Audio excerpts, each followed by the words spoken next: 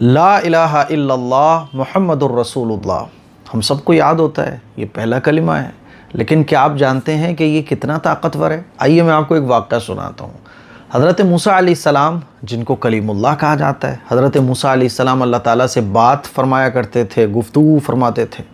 تو ایک مرتبہ اللہ سے بات ہو رہی تھی کوہ طور پر، تو حضرت موسیٰ علیہ السلام نے اللہ سے فرمایا کہ اللہ میں آپ سے یہ گزارش کرتا ہوں، درخواست کرتا ہوں کہ کوئی مجھے ایسا ورد بتا دیں جس کے ذریعے میں آپ کو یاد کروں۔ تو اللہ تعالیٰ نے فرمایا لا الہ الا اللہ کہا کرو۔ تو حضرت موسیٰ علیہ السلام کہنے لگے کہ اللہ یہ تو ساری دنیا کہتی ہے لا الہ الا اللہ، میں تو آپ سے یہ کہہ رہا ہوں کہ کوئی خاص ایسی لائن، کوئی خاص ایسے کلمات مجھے بتا دیں جس کے ذریعے میں آپ کو یاد کروں۔ تو اللہ تعالیٰ نے فرمایا لا الہ الا اللہ کہا کرو۔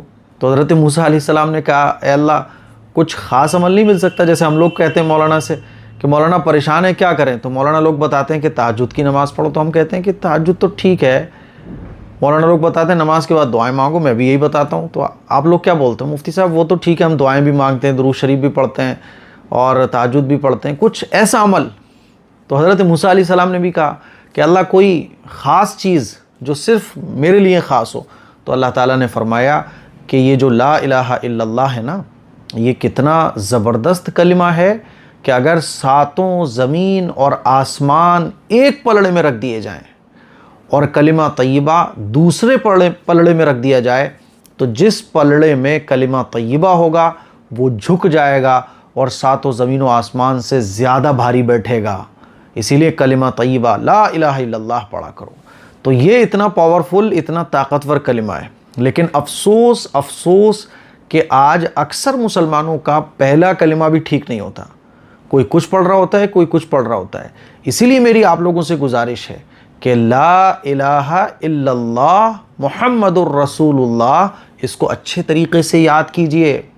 اکثر لوگوں کے کلمے میں غلطیاں ہوتی ہیں، اور اس کو صبح اور شام 100 مرتبہ پڑھنے کی عادت بنائیے۔